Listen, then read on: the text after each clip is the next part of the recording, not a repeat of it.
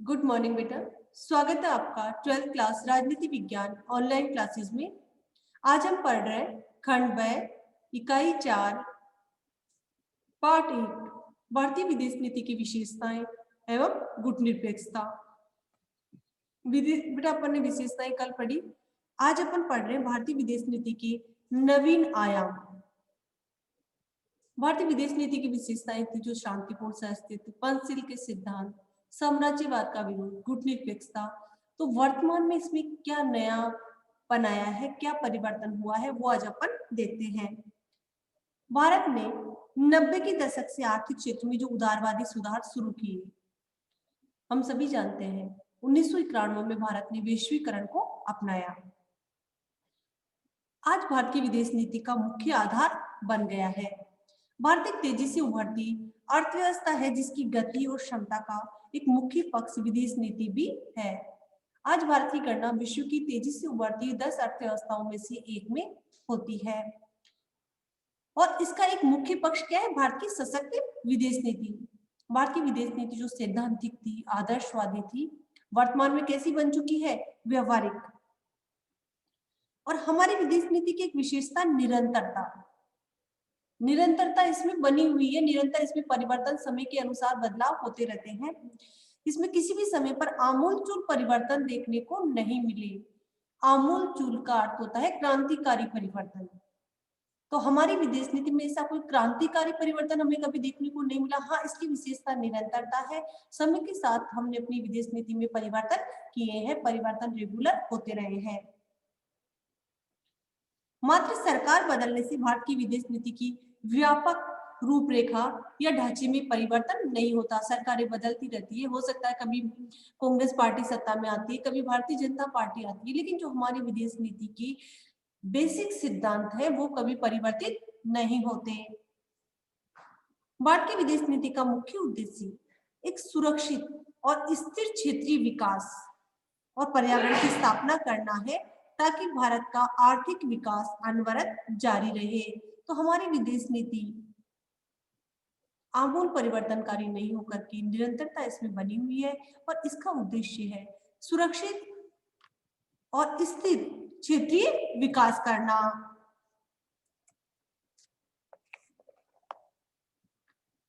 और इसका उद्देश्य भारत का अनवरत आर्थिक विकास करना, भारत को और आगे ले जाना।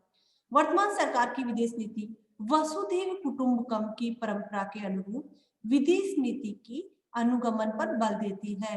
जैसा कि बेटा हम सभी जानते हैं, वसुधैव कुटुंबकम का अर्थ क्या होता है? संपूर्ण धरती ही, संपूर्ण विश्व ही एक परिवार है। तो हमारी विदेश नीति इसी के अनुरूप है। भारत अपने सहयोगियों का संजाल विकसित करना चाहता है, यानी भारत अपने सहयोगियों का एक जाल बनाना चाहता है जिसमें हमारे दोस्तों की संख्या अधिक हो। भारत की मौजूदा विदेश नीति आतंकवाद के प्रति शून्य सहृदयता, जीरो टॉलरेंस की नीति का अनुसरण करेगी। तो हमारी विदेश नीति में जो हम परिवर्तन देख रहे हैं, पहला हो गया वसुधैव कुटुंबकम पर जोर देना, दूसरा हो गया अपने दोस्तों का संजाल विकसित करना, अपने दोस्तों का एक जाल या दोस्तों की संख्या बढ़ाना, तीसरा हो गया इसमें आतंकवाद के प्रति जीरो टॉलरेंस की नीति अपनाना, यानी आतंकवादियों को बिल्कुल माफ नहीं किया जाएगा, उनके प्रति कोई सहृदयता नहीं बरती जाएगी। वर्तमान सरकार ने भारतीय विदेश नीति को सक्रिय बनाने की चेष्टा की है।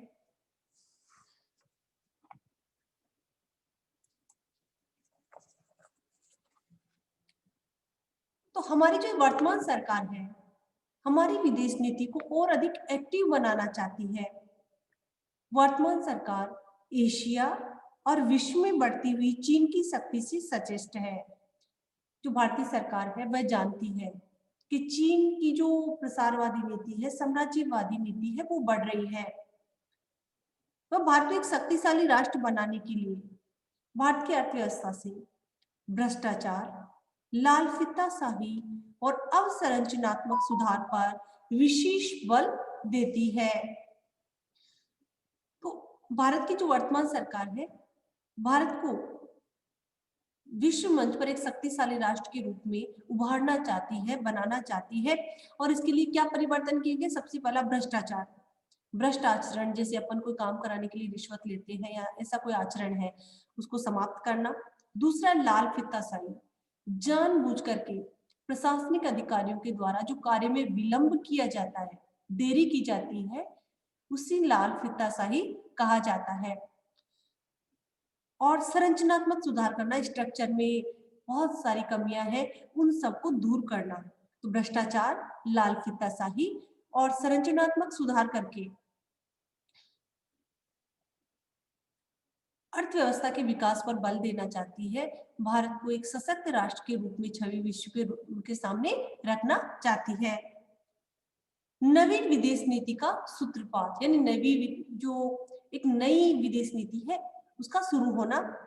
विगत कुछ वर्षों में भारत की वैश्विक छवि, विश्व में जो अपनी छवि बनी है, और भारत की राजनीतिक पहुंच, प्रयास, कल्पना और गति के साथ एक नए रूप में बदल गई है। भारत की इमेज विश्व स्तर पर बढ़ी है एक सशक्त राष्ट्र के रूप में। मैम, आवाज नहीं आ रही है। रितिका,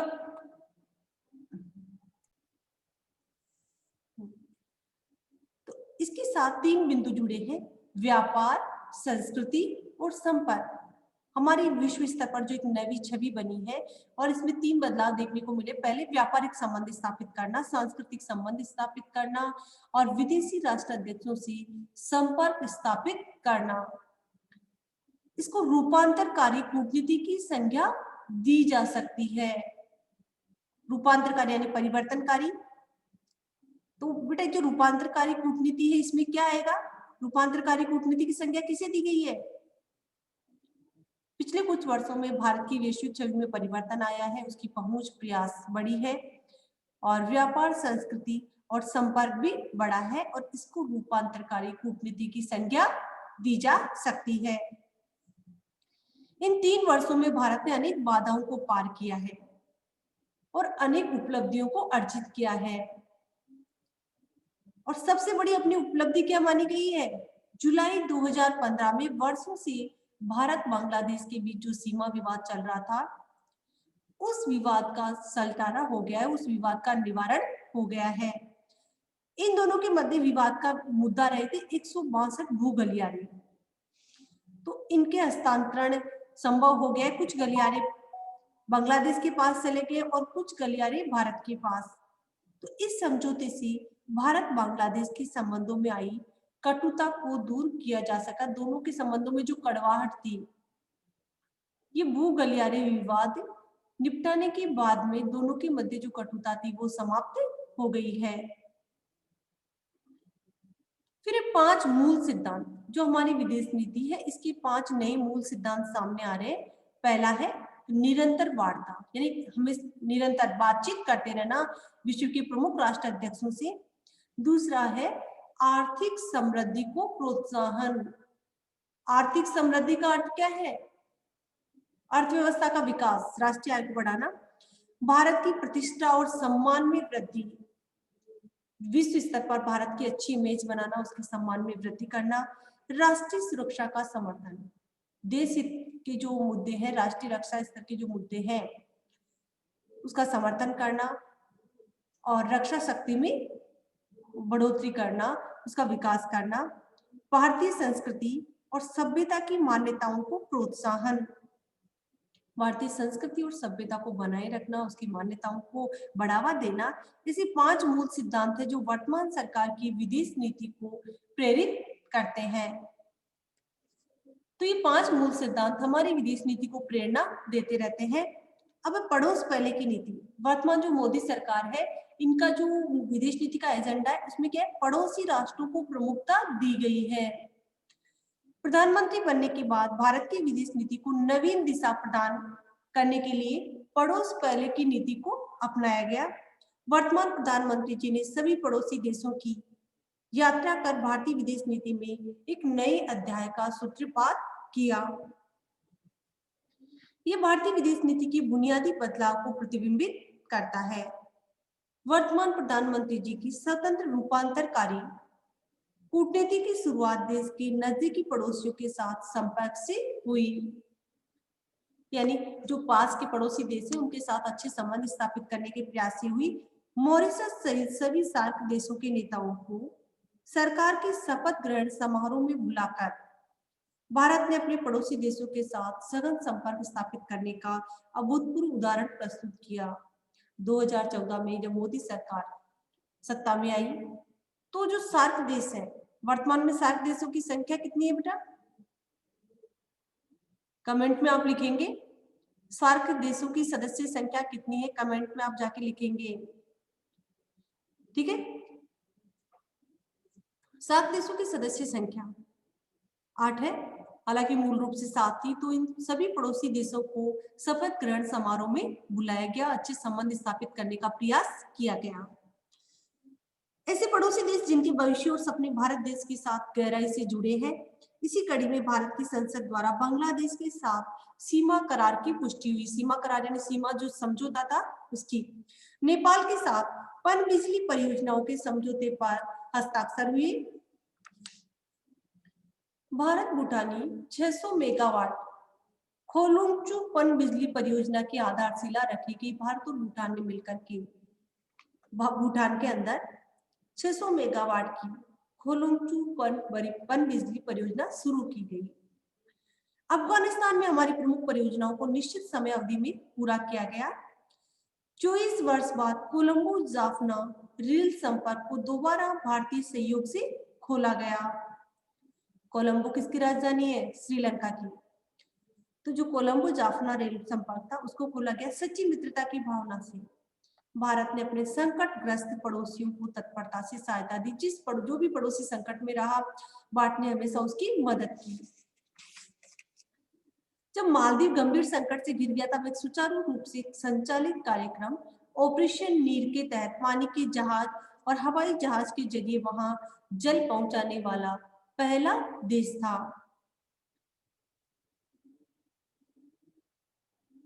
नेपाल में गंभीर भूकंप का जब झटका आया तो भारत पुनः अपने संसाधनों और मशीनरी के साथ संकटग्रस्त मित्र के कष्ट का निवारण करने वाला पहला देश था। नेपाल में जब भूकंप आया तब भी भारत ने मदद की। इस प्रकार अंडरलाइन कर लेना बेटा आपके। भारत की पड़ोसी देशों के प्रति कूटनीति की शक्ति, कौशल, ऊर्जा और करुणा समान रूप से प्रदर्शित हुई, जिसे लुक ईस्ट नीति के नाम से जाना जाता था। और वर्तमान में मोदी सरकार के कार्यकाल में विदेश नीति में आई सक्रियता के कारण अब इसे एक्ट ईस्ट नीति के रूप में जाना जाता है। प्रश्न आपका यहाँ पर बन चुका है, एक्ट ईस्ट नीति से क्या आशय है? तो इसका आंसर क्या है? पड़ोसी देशों के प्रति कूटनीति, शक्ति, कौशल, ऊर्जा और करुणा समान रूप से प्रदर्शित हुई, जिसे पहले लुक ईस्ट के नाम से जाना जाता था। वर्तमान मोदी सरकार के कार्यकाल में आई सक्रियता के कारण अब इसे एक्ट ईस्ट नीति के नाम से जाना जाता है। इस नीति के अंतर्गत आर्थिक रूप से गतिशील क्षेत्र में अधिक सघन संपर्क हुआ है। पूर्व में सक्रियता की नीति भारत के प्रधानमंत्री सहित अन्य पदाधिकारियों की यात्राओं में प्रदर्शित हुई है।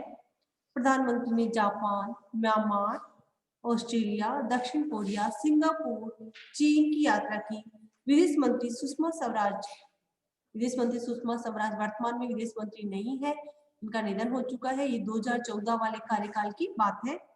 सिंगापुर, वियतनाम, म्यांमार, दक्षिण कोरिया, चीन और इंडोनेशिया की यात्रा की। उन देशों के साथ अच्छे संबंध स्थापित करने का प्रयास किया। अब भारत और मध्य पूर्व, भारत के मध्य पूर्व के देशों के साथ संबंध कैसे हैं? भारत का पश्चिमी एशिया के देशों के साथ ऐतिहासिक जुड़ाव रहा है। भारत में आतंकवाद का प्रभाव वहीं से आया था। आज भारत सर्वाधिक मुस्लिम आबादी वाला देश है। विश्व में सबसे ज्यादा मुस्लिम आबादी कहाँ निवास करती है? भारत में। धर्मांधता और कट्टरवाद, धर्मांधता यानी धर्म का अंधा अनुकरण करना, मध्य पूर्व के देशों से अफगानिस्तान और पाकिस्तान के माध्यम से भारत में प्रसारित हुआ। ये जो आतंकवाद है आज ये भारत में कहां से है? पश्चिम एशिया से। वैश्वीकरण के प्रौद्योगिकी प्रधान युग में मध्य पूर्व में अभी भी मध्यकालीन अवधारणा का बोलबाला है। जो वहां के नागरिकों को मध्यकालीन मॉडल पर चलने को प्रेरित करती है। मध्य पूर्व के देशों में एक और सऊदी अरब और इराक आदि देशों में सुन्नी विचारधारा का वर्चस्व है, वहीं ईरान में शिया विचारधारा का वर्चस्व है। मुस्लिम समाज में भी दो विचारधारा प्रचलित है, शिया और सुन्नी। तो जो सऊदी अरब और इराक जैसे देश है वहां पर सुन्नी विचारधारा जो कि कट्टर विचारधारा है, और शिया विचारधारा थोड़ी उदारवादी विचारधारा है। खाड़ी के लगभग सभी देश तेल का उत्पादन करते हैं, इसी कारण उनकी अर्थव्यवस्था तेल के कारण सुदृढ़ है। पश्चिम एशिया के जो खाड़ी देश है, मुस्लिम देश है, इन देशों की अर्थव्यवस्था मजबूत होने का कारण यहाँ पर तेल का उत्पादन है, पेट्रोलियम और प्राकृतिक गैस का उत्पादन होता है, ये पूरे विश्व को निर्यात करते हैं। भारतीय ऊर्जा आवश्यकता की पूर्ति भी मध्य पूर्व के देशों पर निर्भर है। भारत भी पेट्रोलियम पदार्थों का आयात करता है, और इस आयात की पूर्ति कहां से होती है? इन्हीं खाड़ी देशों पर, जिनमें सबसे महत्वपूर्ण है ईरान। ईरान और भारत के आपसी संबंध सौहार्दपूर्ण अच्छे संबंध है, किंतु अमेरिका और ईरान के आपसी संबंधों की कड़वाहट से भारत के संबंध भी प्रभावित हुए हैं। हालांकि भारत के ईरान से अच्छे संबंध है, लेकिन अमेरिका के ईरान से अच्छे संबंध नहीं है, तो उस कड़वाहट का प्रभाव भारत पर भी नजर आता है। भारत ने ईरान की चाबहार बंदरगाह में भारी निवेश किया है, वहां पर चाबहार बंदरगाह बनाने के लिए पैसे निवेश किए गए हैं। एक अन्य महत्वपूर्ण पश्चिमी एशियाई देश सऊदी अरब पाकिस्तान द्वारा भारत के विरुद्ध फैलाए गए इस्लामी आतंकवाद में उसका प्रत्यक्ष या अप्रत्यक्ष रूप से साझेदार है। हम सऊदी अरब की बात करते हैं, तो आज विश्व में पाकिस्तान के द्वारा भारत में जो आतंकवाद प्रायोजित है उसका पैसा पाकिस्तान को कहां से मिल रहा है? सऊदी अरब से। भारत दुनिया का तीसरा सबसे बड़ा तेल आयातक देश है। भारत की जनसंख्या अधिक है, हम विश्व में तीसरे नंबर पर सर्वाधिक पेट्रोलियम आयात करते हैं। ये तेल की आवश्यकता पूर्ति के लिए खाड़ी देशों पर आश्रित है, ये उनकी कूटनीतिक व्यवस्था है। एक और भारत के लगभग 70 लाख कामगार खाड़ी देशों से रोजगार प्राप्त कर रहे हैं। हमारे यहाँ से 70 लाख युवा जो पश्चिम एशिया के मुस्लिम कंट्रीज है, खाड़ी देश है, वहां पर रोजगार प्राप्त कर रहे हैं। और सकारात्मक पक्ष क्या है? 35 अरब डॉलर का वित्तीय विक्षेपण भारत में करते हैं। 35 अरब डॉलर वो भारत में भेज रहे हैं, ये सकारात्मक पक्ष। और नकारात्मक पक्ष क्या है? आतंकवाद भी भारत में पश्चिम एशिया अर्थात खाड़ी देशों और पाकिस्तान से ही आ रहा है। और नकारात्मक पक्ष ये कि वे धन के साथ वहाबी विचारधारा को भारत में निर्यात कर रहे हैं। वहाबी विचारधारा यानी जो धर्मांधता, कट्टरता या आतंकी विचारधारा है, उस विचारधारा को भारत में भेज रहे हैं, जिससे भारत की एकता और अखंडता को खतरा उत्पन्न हो गया है। इराक और सीरिया में सक्रिय ISIS आतंकवादी संगठन, Islamic state of Iraq and Syria के बढ़ते प्रभाव से अन्य देशों की भांति भारत भी चिंतित है। इस आतंकवादी संगठन का वर्तमान में विश्व में प्रभाव बढ़ता जा रहा है। पिछले 2 वर्षों से भारत में इस्लामी राज्य की विचारधारा से प्रभावित होकर कई युवक इस संगठन के प्रति आकर्षित हुए हैं, जो भारत के हितों के प्रतिकूल है। भारत के जो मुस्लिम युवा है इस संगठन की ओर आकर्षित होकर के आतंक अपना रहे हैं, जो कि अच्छा नहीं है। इसके अलावा मध्य पूर्व के जो गैर मुस्लिम देश है इजराइल, उसके साथ भी भारत के संबंध अच्छे हैं। भारत और इजराइल में आबादी के अनुसार कोई साम्य यानी समानता नहीं है, दोनों की आबादी में बहुत अंतर है। जब भारत 1.3 अरब जनसंख्या वाला विशाल देश है, आज भारत की जनसंख्या 1 अरब 30 करोड़ से अधिक है, वही इजराइल की कुल आबादी सिर्फ 80 लाख है, बहुत कम। इस असमानता के बावजूद दोनों देश कई महत्वपूर्ण समान गुण रखते हैं। अब इन दोनों में क्या समानता है? दोनों देशों में प्राचीन धर्मों का प्रधान रूप से अस्तित्व है, जो धर्म परिवर्तन करने में विश्वास नहीं रखते। भारत में हिंदू धर्म विश्व का सबसे प्राचीन धर्म है, और इजराइल में यहूदी धर्म है, जो भी काफी प्राचीन है। दोनों ही देश लोकतंत्र में विश्वास रखते हैं, धर्मनिरपेक्षता में विश्वास रखते हैं, और दोनों ही देश मुस्लिम आतंकवाद से पीड़ित हैं। दोनों देशों की अमेरिका से निकटता है। दोनों ही देशों में बहुतायत में मुस्लिम अल्पसंख्यक समुदाय निवास करता है। दोनों ही देशों के लिए आतंकवाद उनके अस्तित्व को गंभीर चुनौती प्रदान करने वाला है। दोनों ही देशों के अपने अपने हित हैं, जो पारस्परिक निर्भरता पर बल देते हैं। विशेष तौर पर वे आपस में खुफिया सूचनाओं का आदान प्रदान कर सकते हैं। जल प्रौद्योगिकी चिकित्सा, सुरक्षा और उच्च तकनीकी नवाचार और कृषि में इजराइल भारत की मदद कर सकता है। वहीं भारत इजराइल के उत्पादों को बेचने के लिए एक बड़ा बाजार प्रदान कर सकता है। तो इसलिए दोनों देशों में कुछ समानताएं हैं, कुछ असमानताएं हैं और वर्तमान में कुछ जरूरतें भी हैं, जैसे कि इजराइल हमें तकनीकी प्रदान कर सकता है और हम इजराइल के प्रोडक्ट्स के लिए बड़ा बाजार प्रदान कर सकते हैं। हाल ही में भारत ने इजराइल से लगभग 3 अरब अमेरिकी डॉलर की कीमत का सैन्य हार्डवेयर सामान खरीदा है। दोनों ही देशों की सेनाओं में प्रशिक्षण, साथ में सैनिक अभ्यास करना निरंतर सहयोग बन रहा है। भारत के लिए मध्य पूर्व की विदेश नीति सबसे बड़ी चुनौतीपूर्ण है, क्योंकि हम एक तरफ मध्य पूर्व के देशों के साथ अपने तेल की आवश्यकताएं, ऊर्जा आवश्यकताओं की पूर्ति के लिए अच्छे संबंध बनाए रखना जरूरी है। साथ ही देशों की राजनीतिक अस्थिरता और वहां की कट्टरवादी विचारधारा के भारत पर पड़ने वाले प्रभावों से सावधान रहने की आवश्यकता है। तो इस तरह पश्चिम एशिया के देशों से बेटा अपन ने सकारात्मक और नकारात्मक प्रभाव पड़ा। सकारात्मक प्रभाव यह कि हमारे तेल की आवश्यकताएं पश्चिम एशिया के देश पूरी करते हैं। हमारे 70 लाख कामगार वहां पर कार्य कर रहे हैं। 35 अरब डॉलर भारत में वहां से आ रहा है। ईरान जैसे देश से हमारे संबंध अच्छे हैं। लेकिन जो नकारात्मक पक्ष ये है कि सऊदी अरब जैसे देश पाकिस्तान को धन देते हैं आतंकवाद प्रायोजित करने के लिए। हमारे देश में जो आतंकवाद बढ़ रहा है वो भी इन खाड़ी देशों से आ रहा है। इसके अलावा हमारे जो मुस्लिम युवा है भारतीय, वो भी आतंकवाद को अपनाने के लिए प्रेरित हो रहे हैं। अब भारत और रूस के संबंध। भारत और रूस दोनों परंपरागत मित्र रहे हैं, परंतु 1991 में सोवियत संघ के विघटन और भारत द्वारा समाजवादी अर्थव्यवस्था के स्थान पर बाजार उन्मुखी वैश्वीकरण व्यवस्था को अपनाने से दोनों देशों के परंपरागत संबंधों में जो पुरानी घनिष्ठता थी उसमें कमी आई है। रूस का भी विघटन हो गया और भारत ने भी वैश्वीकरण को अपना लिया, तो दोनों देशों के संबंधों में जो घनिष्ठता थी, गर्माहट थी, उसमें थोड़ी शिथिलता आई है। हालांकि भारत आज भी अपनी अधिकांश सैन्य साजो सामान और उपकरणों की आवश्यकताओं की पूर्ति के लिए रूस पर निर्भर करता है। हमारी सैन्य आवश्यकताएं आज भी हम रूस से पूरी करते हैं। किंतु बदली हुई राजनीतिक परिस्थिति में भारत के लिए जर्मनी, फ्रांस जैसे अन्य यूरोपीय देशों और संयुक्त राज्य अमेरिका से निकट संबंध स्थापित करना अपरिहार्य हो गया, अर्थात अनिवार्य हो गया है। भारत और अमेरिका एवं अन्य यूरोपीय देश। भारत की वर्तमान विदेश नीति तात्कालिकता और व्यवहारिकता पर आधारित है। वर्तमान सरकार को भारत की सुरक्षा जरूरतों का एशिया में बदलती नवीनतम राजनीति समीकरणों का पूर्ण ज्ञान है। आज हमारी विदेश नीति व्यवहारिकता पर आधारित है, समय की जरूरतों के अनुसार परिवर्तित होती रही है। हमारी विदेश नीति में परिवर्तन मुख्यतः चीन की नवीन प्रखरतापूर्ण नीति की प्रतिक्रिया स्वरूप हुआ। चीन हमारा पड़ोसी देश है और भारत से इनके संबंध हमेशा से शुरुआत में भले अच्छे रहे, लेकिन वर्तमान में इतने अच्छे नहीं है। चीन अपनी विस्तारवादी नीति अपनाए हुए है और उसकी जो विदेश नीति है प्रखरतापूर्ण है। तो ऐसी स्थिति में भारत को भी मजबूत होना, सैनिक दृष्टि से मजबूत होना आवश्यक है।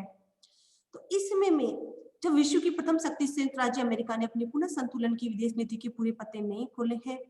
पाकिस्तान की नीति हमेशा भारत केंद्रित रही है, भारत के खिलाफ जहर उगलने की रही है। वहीं भारत की विदेश नीति विश्व उन्मुख होने के कारण अधिक व्यापक है।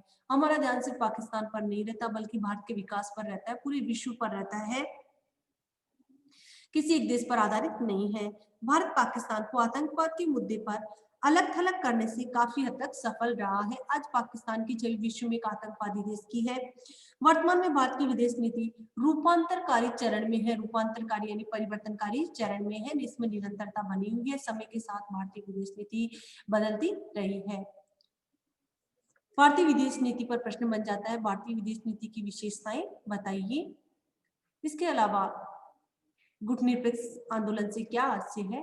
गुटनिरपेक्ष आंदोलन के संस्थापक सदस्य देशों के नाम बताइए। इसके अलावा गुटनिरपेक्ष आंदोलन का प्रथम शिखर सम्मेलन कब और कहां आयोजित किया गया? एक्ट ईस्ट नीति से क्या आशय है? और इसके अलावा भारतीय विदेश नीति के नवीन आयाम पूछे जा सकते हैं। गुटनिरपेक्ष आंदोलन की प्रासंगिकता पूछी जा सकती है। ठीक है बेटा, अपना चैप्टर पूरा हो गया है। प्रश्न आंसर कल मैं आपको सेंड करती हूँ। अगर कोई प्रॉब्लम हो तो आप कमेंट से पूछ सकते हैं।